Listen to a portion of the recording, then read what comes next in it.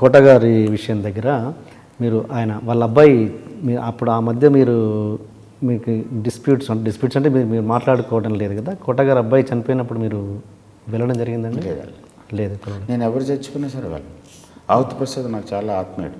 ఆవుతి ప్రసాద్ చచ్చిపోయినప్పుడు కూడా ఎంఎస్ నారాయణ అంటే నాకు విపరీతమైన ఇష్టం, ఆత్మీయమైన ఇష్టం. ఆయన చచ్చిపోయినప్పుడు కూడా వెళ్ళలేదు.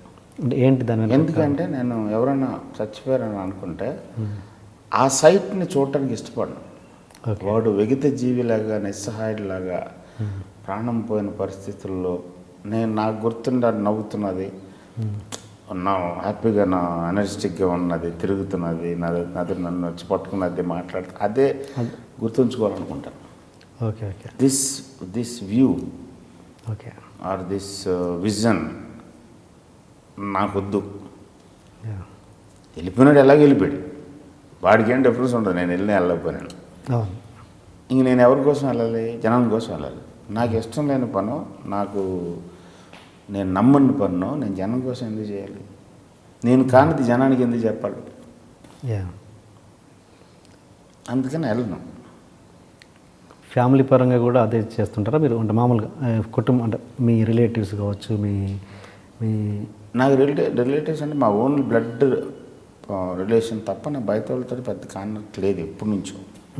అనేది చావు విషయంలో ఇది అక్కడ కూడా ఇదే పాటిస్తారు ఎక్కడైనా సరే. అందుకని జనరల్గా ఎవరిదైనా చావు అంటే వెళ్ళను. సాధ్యం వరకు అవాయిడ్ చేసేస్తాను. తప్పనిసరి మై ఓన్ బ్రదర్ తప్పదని అంటే ఆ బాడీని తప్ప మిగతానే చూస్తుంటాను. ఓకే. దగ్గరికి వెళ్ళను, బాడీ దగ్గరికి వెళ్ళను, అటువైపు లుక్ కూడా. ఈ విషయంలో మీరు ఎటువంటి అపవాదులు ఎప్పుడైనా వచ్చాయా మీ మీద? వస్తాయా? ఇది విపరీతమైన ఇది కదా, ఎంత ఇన్సెన్సిటివ్ చూసారా అని అనుకుంటారు. అనుకోవడం కూడా సహజమే కదా. మనం ఎందుకు మళ్ళీ వెళ్ళి నేను ఇది కాదు, నేను చాలా మంచి ఉన్నాను, చాలా గొప్ప ఉండి, నేను ఇది చూడట్లేదు, నేను చాలా సెన్సిటివ్ అని చెప్పడం కూడా కరెక్ట్ కాదు. అనుకునేవాడు మరి వస్తే రాళ్ళు, మనం పని చేసినప్పుడు రాళ్ళు దెబ్బలు వస్తాయని అనుకుంటే పడాలి, సిద్ధంగా ఉండాలి. ఓపెన్గా దగ్గరగా ఉన్న వాళ్ళు, చనువు ఉన్న వాళ్ళు తిడతారు, అంత ఇదే కరెక్ట్ కాదు కదా నవ్వు ఊరుకుంటాను తప్ప నేను కన్విన్స్ చేయడానికి ట్రై చేయను. ఇలాంటి క్యారెక్టర్ ఎప్పుడైనా మీ సినిమాలో పెట్టారా? పెట్టలేదు. నేను నా సినిమాల్లో చావు దాకా తీసుకెళ్ళి చావును చూపించడానికి ఇష్టపడను. నా సినిమాలు మీరు డెఫినెట్గా చూస్తుంటే, అబ్జర్వ్ చేస్తుంటే, it's always about celebration, it's always about happy moments, it's always about adventures, it's always about war, achieving something. చావులు చూపించలేదా మీరు సినిమా? చూపిస్తాను, చావు దాకా తీసుకెళ్తాను అంతే. తప్పనిసరి అయితేనే వస్తుంది అది. ఓకే. దానికోసం అది కమర్షియల్ వైబుల్ కదా అని దాని మీదకి వెళ్ళదు. Okay okay.